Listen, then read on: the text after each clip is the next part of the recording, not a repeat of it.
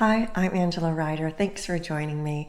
Today I want to talk about something I've been thinking about for quite a while, about how psychic and intuitive perception works for those of us who don't see pictures in our minds. About 5 years ago, I came across one of those simple tests to determine if you have aphantasia, which is the term for people who don't have a visual mind's eye.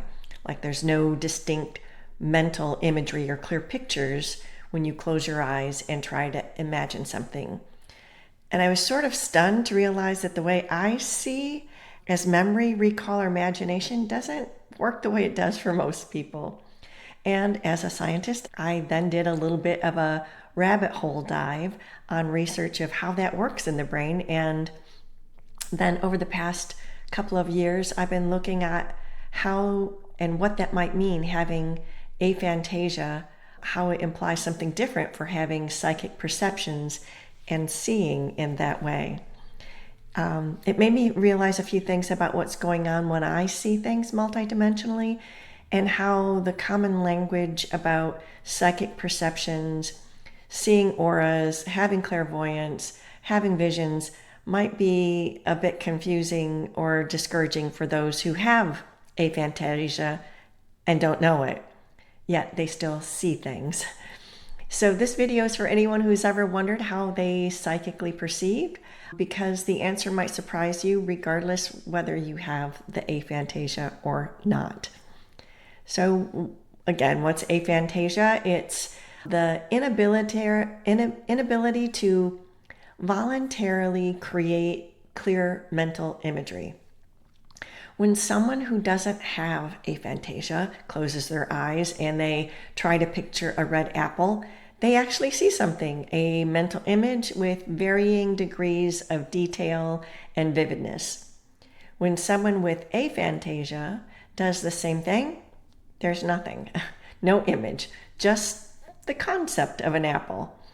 So this inner vision exists on a spectrum. Some people have partial imagery, some all the way down to nothing at all.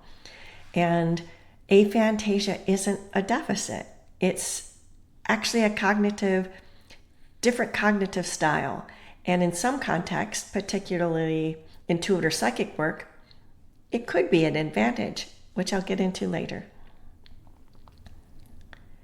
So the problem with using those terms of seeing is that the language of psychic perception has a lot of visual metaphors, because clairvoyance literally means clear seeing. And there's the implicit assumption that perception arrives with imagery. And for someone with aphantasia, that framework can be confusing. If you don't generate mental imagery, and you've been told psychic perception, or at least clairvoyance, is about seeing things, you might conclude you're not psychic, or that you're doing it wrong, or that your channel is blocked. Or even worse, you just start to doubt what you see or know. But here's a different framework that has helped me trust what I see even more, even though I don't have a mind's eye image, which is the third eye isn't a movie projector. It's the capacity for perception. And there are multiple ways that capacity or ability can operate, and none of which is definitive or a superior mode. It's just we're accessing things differently. So how I perceive, I want to give you a little background. I want to share how I've come to understand and experience psychic perceptions in client sessions as examples for you to get what I'm talking about. But before I go there, I want to offer a distinction that is useful for context, which is the difference between recall, like recalling your memory, or imagination when you make things up, and the mind's eye movie, and perception or psychic perception. So recall is retrieving stored information from memory. Imagination is constructing something new from component parts. And the mind's eye movie is what most people who don't have aphantasia experience. when people who don't have aphantasia, which is most of the population, when they recall or imagine, there's a generated visual scene in the conscious awareness. But psychic perception is different from that. When I describe what the spirit team is doing in a session, I'm not recalling something I've stored as a memory. I'm not constructing something from prior knowledge. I'm accessing and receiving something I couldn't have known before. And for me, that happens without like that movie image. The information is new information and it arrives differently. That's the distinction. I'm not recalling or imagining that. So the primary thing happening in a session is guidance. The teacher guides and spirit team are bringing through what the client needs: perspective, clarity, next steps, energetic support, and my perception and the ways of perceiving are working within all of that.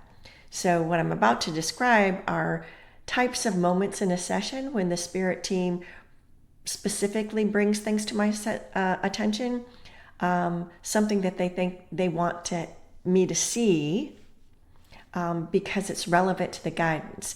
Even though all of this is going on while guidance is coming through and I'm talking in a session, the team is doing things, but when they want me to see things more clearly, they bring it through like a punctuation to the guidance. So here's a couple examples of what that might look like.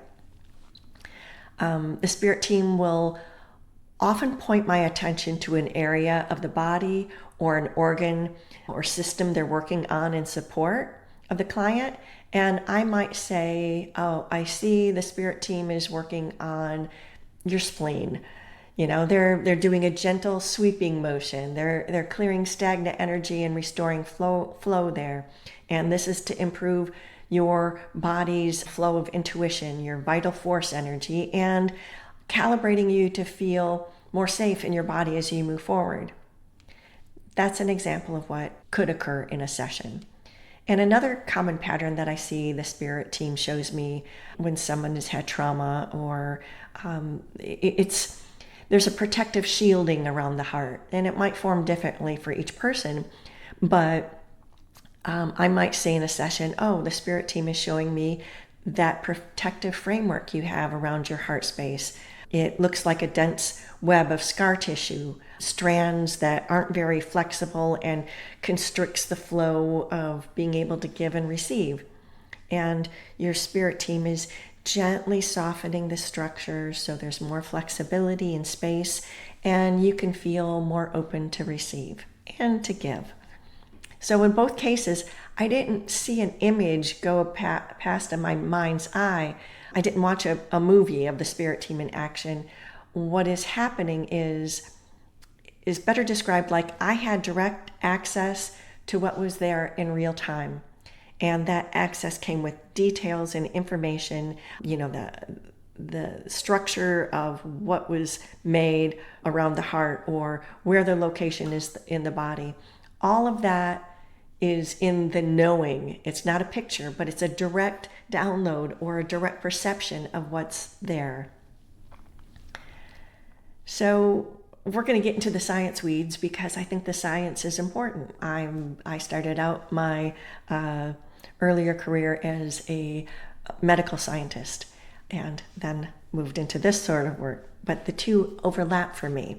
So this is where it got interesting for me because the research about aphantasia supports the idea that non-visual perception can really be a very clean and precise channel because you're not getting images from anything else. It's just all of a sudden there. And another part that I found really interesting is, and it really surprised me, was I dream vividly, epic, multi-plot cinematic dreams that can be described in detail when I wake up. And, my husband says they sound like feature films, but when I recall them, they play out the same way my psychic perception does. I know what happened. I can describe in detail, but I'm not watching a replay. The experience was visual when it was happening, but the memory of it isn't a visual memory.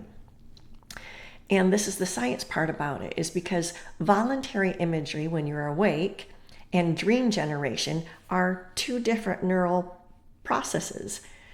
Dreams or your life happens to you. They're generated from the bottom up by the visual cortex during sleeping. So that happens without any conscious intention or control. You're not trying to bring these images up. But when you're awake, voluntary imagery is something you try to do. And that's a top-down process. And that's what gets affected in aphantasia. So aphantasia affects the voluntary process, but not the dream generation process. So you can have aphantasia and still dream vividly. But in the retelling of the dream, you aren't seeing imagery because you're back in the cognitive perception pathway. I just find that really interesting.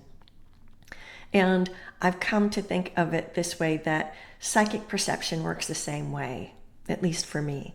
It arrives rather being constructed, which is maybe why it comes through clearly even without the mind's eye, because it's not asking me to generate anything. It's just asking me to receive and perceive what's there. There are studies on individuals with aphantasia that support this. Despite having no visual voluntary imagery, many still activate visual cortex regions during spatial and object-based tasks. So, they're studying people with aphantasia to see if the parts of their brains where visual imagery is happening, and they could see that the brain is doing something that looks like visual processing.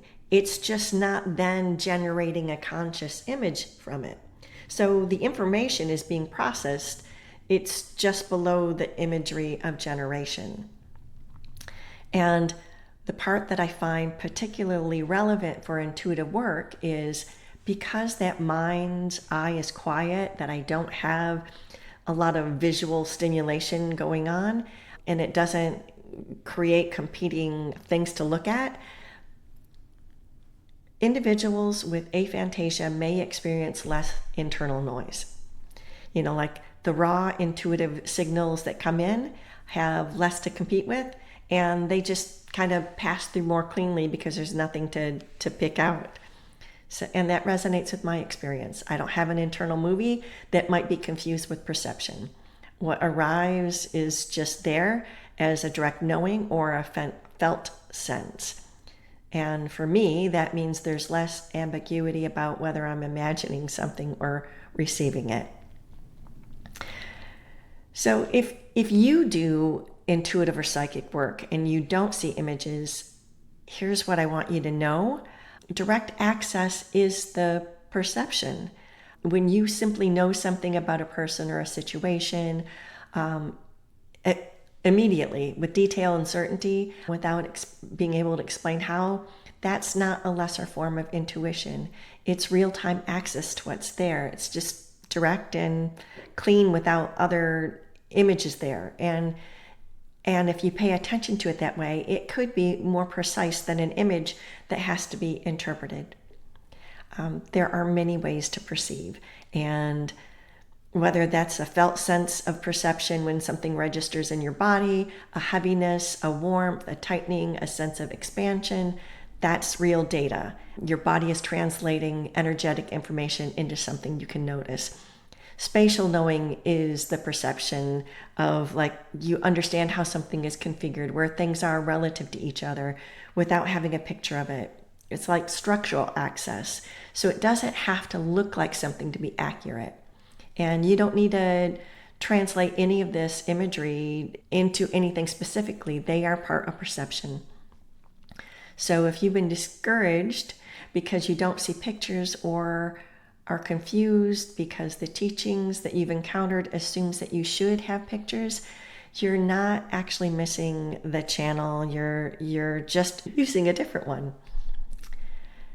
So kind of to wrap this up, the third eye isn't a movie projector. It's a capacity or function of perception that can operate through multiple channels.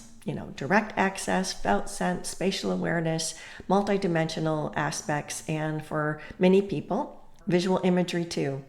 If you have aphantasia and you do intuitive or psychic work, you're not missing something, you're working through a different channel.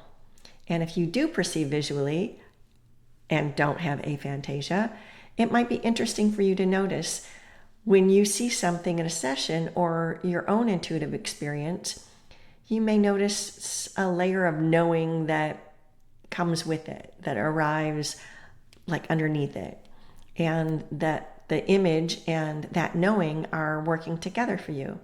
And understanding that can also help you deepen how you receive and interpret what comes through. So however you see or perceive, the real practice is just understanding how it works for you and trusting what you receive. If this resonated for you, I'd love to hear about it in the comments, especially if you have aphantasia and do intuitive or psychic work. What does your perception feel like or look like? What do you see without seeing? And how have you used language to describe it? What do you describe it as? And if you would like support developing your own channel of perception or understanding what you're already receiving, we can work on that in a session. The link is in the description. I'll see you in the next one. Thanks for being here.